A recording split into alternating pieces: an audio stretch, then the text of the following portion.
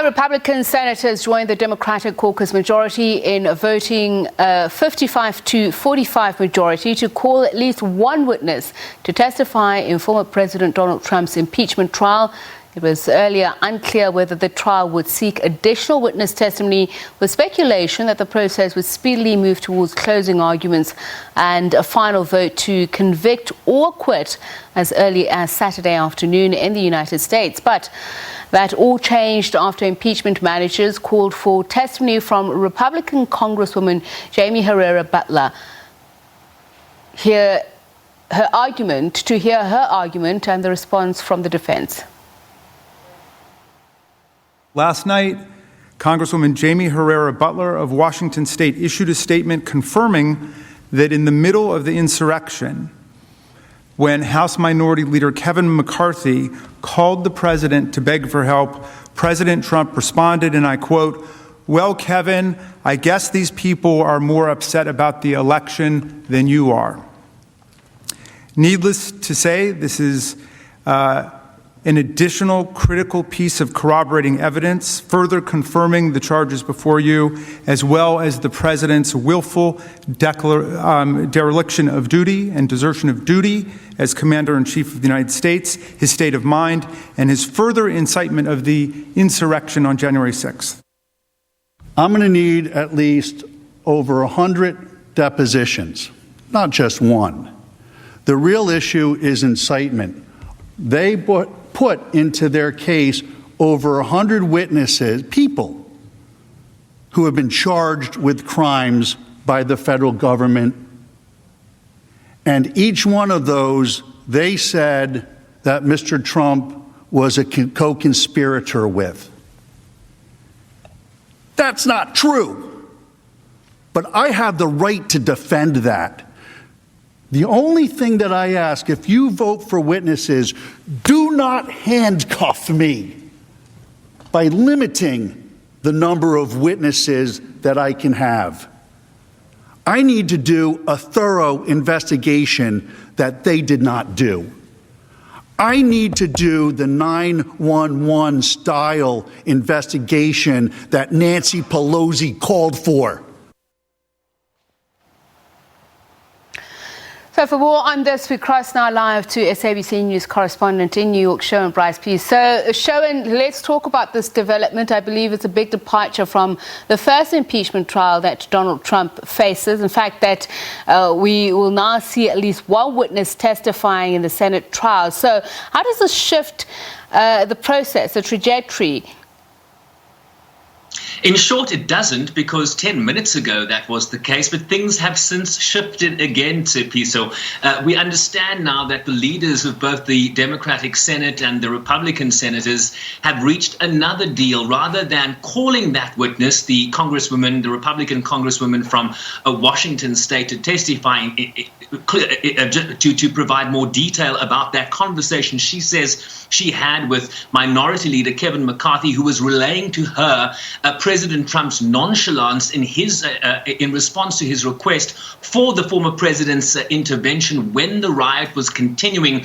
They have now come to an agreement in the Senate not to call witnesses to Peace, but rather to enter that Republican Congresswoman's written statement into the record. There appears now to be agreement among both major parties in the Senate that the agenda of new President Joe Biden is far more important than dragging out the Senate trial, because if they were to start calling witnesses, if Democrats vote for one witness, in terms of the equity in the Senate, there would then be, it would be incumbent on them to allow Republicans then to also call a witness. And so you could go for a tit-for-tat scenario. So they've come to another agreement now, despite that earlier vote in the Senate, to call that witness, to no longer move forward with witness testimony. They will enter the witness testimony into the record. And so we are now currently hearing closing arguments as we move to a final vote on acquittal or conviction.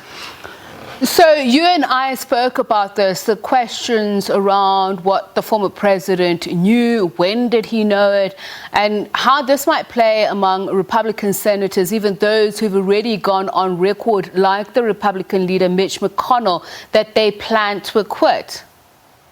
Yeah, Mitch McConnell sending an email to members of the Republican Caucus earlier today, so saying that he will vote to acquit. He says it was a close call, but that he believes the Senate does not have jurisdiction because the former president has already left office. Of course, this is a constitutional question. A lot of disagreement with the minority leader as to whether this process is constitutional. But as you'll remember, a majority of senators in that Senate trial voted to proceed, therefore verifying the constitutionality of the process. But as you correctly point out, the big question is, what did President Trump know and when did he know it? There is testimony and evidence that has been presented in this trial that the president sent a disparaging tweet about Mike Pence, his vice president, that was presiding over the certification of those electoral college votes in the House and the Senate, that he sent a disparaging tweet after being told that Mike Pence had been evacuated by the Secret Service from the Senate. Let's listen to how both sides try to address this very question. Watch.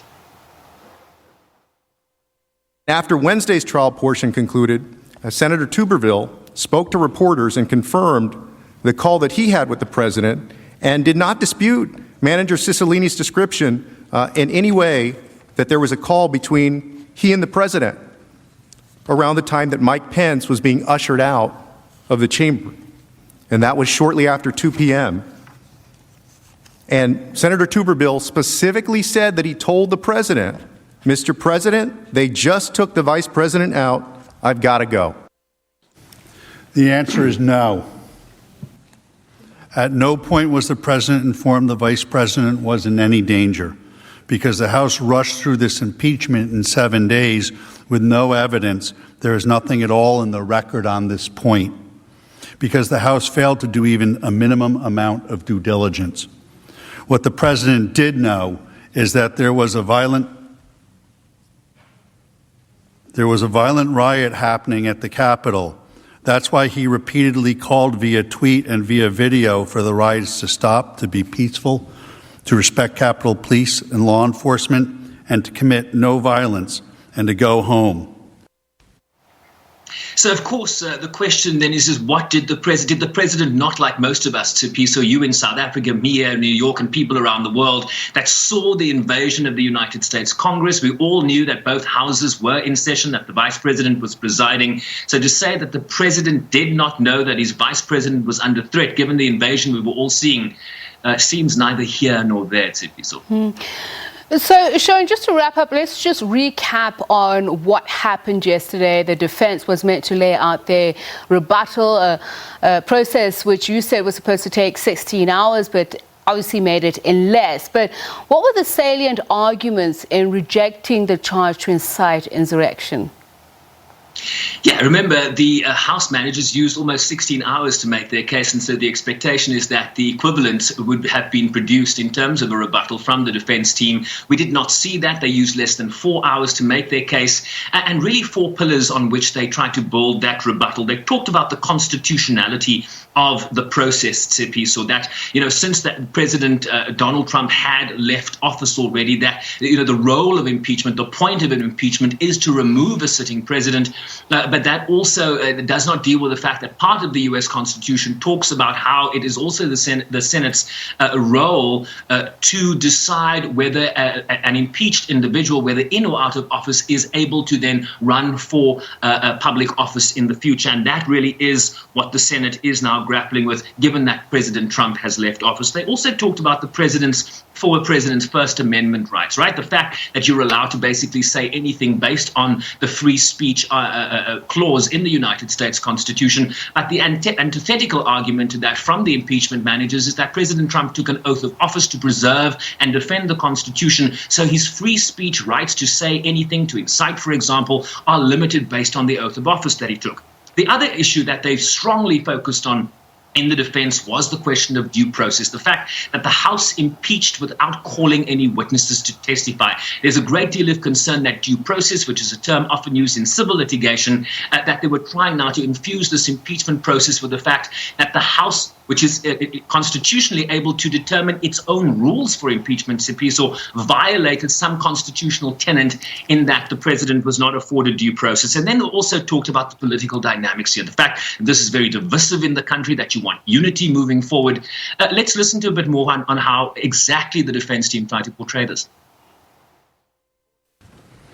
No thinking person could seriously believe that the president's January 6th speech on the ellipse was in any way an incitement to violence or insurrection. The suggestion is patently absurd on its face. Nothing in the text could ever be construed as encouraging, condoning, or enticing unlawful activity of any kind.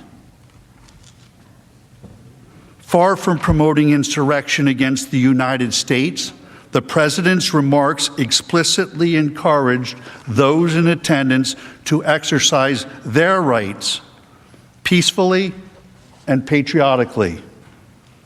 Peaceful and patriotic protest is the very antithesis of a violent assault on the nation's capital. This is about preserving the republic, dear Senate. That's what this is about, setting standards of conduct for the President of the United States so this never happens to us again. Very much it's a piece of an argument here between due process and saving the republic. And just to go back to that earlier point about the role of the Senate and the question of jurisdiction, this is what the Constitution says, Article 1, Section 4. The Senate is authorized to impose the penalty of permanent disqualification from holding office in future if they choose to do so. So the question about whether the president is in or out of office is really moot in terms of what the Constitution itself reads. All right, thanks a lot, Sherwin. Of course, we'll keep finding out from you the latest on this. Our correspondent in New York, Sherwin Bryce-Pease. Moving